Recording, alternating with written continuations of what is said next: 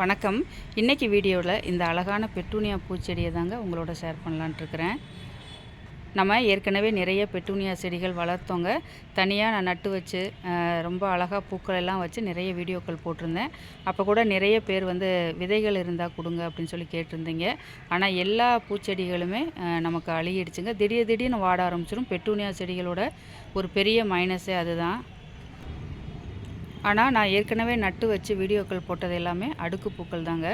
இது அதோட விதைகள் இல்லை, இது சிங்கிள் பெட்டல் தாங்க. இது நமக்கு தஞ்சாவூர்லேருந்து ஒரு சார் நமக்கு கொஞ்சம் பெட்டூனியா செடிகளாகவே கொடுத்துருந்தாரு. நான் அது கூட வீடியோ போட்டிருந்தேன். அந்த செடிகள் கூட நமக்கு வாட ஆரம்பிச்சிருச்சு. அதில் விதை வச்சது எப்படியோ வெடித்து காற்றுல பறந்ததுனால இந்த அடீனியம் செடிக்குள்ளேயே விழுந்துருக்குது பாருங்கள். இந்த செடி நான் நட்டு வச்சு ஒரு 2 மாதம் கிட்ட ஆகுங்க. அதில் நம்ம மண் அந்த மண் கலவை செய்யும்போது அந்த மண் கலவையில் இந்த விதை இருந்திருக்கலாம் அப்படின்னு நான் நினைக்கிறேன்.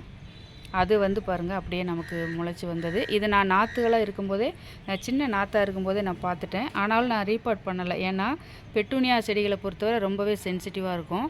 அதுவும் குறிப்பாக இப்போ எங்களுக்கு தொடர்ந்து மழை இருக்கிறதால இதை நம்ம ரீபார்ட் பண்ணும்போது ஒரு வேளை அது அழுகி போயிடுச்சுன்னா நமக்கு இந்த செடி பூக்கள் வைக்கிற அளவுக்கு நமக்கு வராது. அப்படிங்கிறதுனால நான் அதை அப்படியே விட்டுட்டேங்க. இந்த பாட்டிலே விட்டுருக்குறேன் பாருங்கள், அழகாக பூ வச்சுருக்குது. நான் இப்போ ரீபார்ட் பண்ணியிருந்தால் ஒரு வேளை வாடி போயிருக்கிறது கூட வாய்ப்பு உண்டு. நான் இதோட விதைகள் கூட நான் கொஞ்சம் எனக்கு அந்த நமக்கு கிஃப்டாக கொடுத்ததுக்கப்புறமா இதில் நிறைய விதைகள் நமக்கு கிடைச்சது.